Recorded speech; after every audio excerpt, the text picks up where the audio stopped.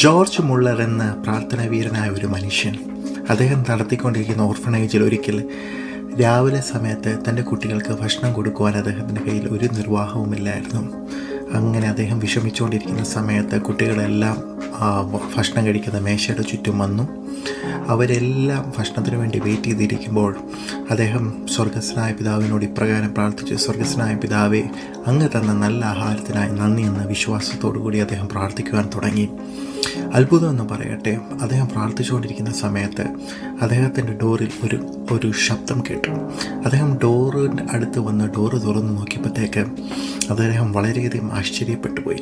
അദ്ദേഹം തുറന്നു നോക്കിയപ്പോൾ അതാ ഒരു മനുഷ്യൻ കൈ നിറച്ച് റൊട്ടിയുമായിട്ട് അദ്ദേഹത്തിൻ്റെ ഒരു ഡോറിൻ്റെ ഫ്രണ്ടിൽ നിൽക്കുന്നു. അദ്ദേഹത്തോട് ചോദിച്ചു, താങ്കൾ എന്താണ് ഇവിടെ വരുന്നത് എന്ന് ചോദിച്ചപ്പോൾ അദ്ദേഹം പറഞ്ഞു, ഞാൻ രാത്രി ഉറങ്ങിക്കിടക്കുന്ന സമയത്ത് ഞാനൊരു സ്വപ്നം കണ്ടു. സ്വപ്നത്തിൽ ഇപ്രകാരം പറഞ്ഞു: ജോർജ് മുള്ളർ എന്നൊരു മനുഷ്യൻ ഇംഗ്ലണ്ടിൽ ഒരു ഓർഫണേജ് നടത്തുന്നുണ്ട്. നീ അവിടെ പോയി അദ്ദേഹത്തിൻ്റെ കുട്ടികൾക്ക് ബ്രെഡുമായിട്ട് നീ ചെല്ലുക എന്ന് പറഞ്ഞു. അദ്ദേഹത്തിന് ഇത് കേട്ടപ്പോഴത്തേക്ക് വളരെയധികം സന്തോഷമായി. ദൈവം തൻ്റെ പ്രാർത്ഥന കേട്ടെന്ന് ജോർജ് മുള്ളർക്ക് ഉറച്ച വിശ്വാസമായി. അദ്ദേഹം ദൈവത്തെ മഹത്വപ്പെടുത്തുവാൻ തുടങ്ങി.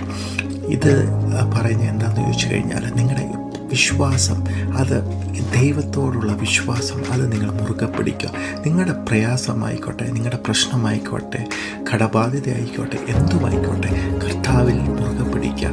ദൈവം നൂലെ കെട്ടി ഇറക്കുമെന്ന് ചോദിച്ചാൽ ദൈവം നൂലെ കെട്ടി തന്നെ ഇറക്കും. പ്രാർത്ഥിക്കുന്നവന് പരാജയമില്ല. വിശ്വാസത്തോടെ ഓരോ ചുവട് മുമ്പോട്ട് വെക്കുക. ബൈബിൾ ഇപ്രകാരം പറയുന്നു: വിശ്വാസം എന്നതോ ആശിക്കുന്നതിൻ്റെ ഉറപ്പും കാണാത്ത കാര്യത്തിൻ്റെ നിശ്ചയമാകുന്നു എന്ന് പറയുന്നു. അതുകൊണ്ട് വിശ്വാസത്തോടെ മുമ്പോട്ട് പോവുക. പ്രാർത്ഥിക്കുന്നവന് പരാജയമില്ല. കടബാധയായിക്കോട്ടെ, രോഗമായിക്കോട്ടെ, യേശുവിനോട് പ്രാർത്ഥിക്കുക. ഇന്ന് പകൽക്കാലം ജോർജ് മുള്ളറിൻ്റെ വിശ്വാസം പോലെ നിങ്ങളുടെ ജീവിതത്തിൽ വലിയൊരു മാറ്റം ദൈവം കൊണ്ടുവരട്ടെ.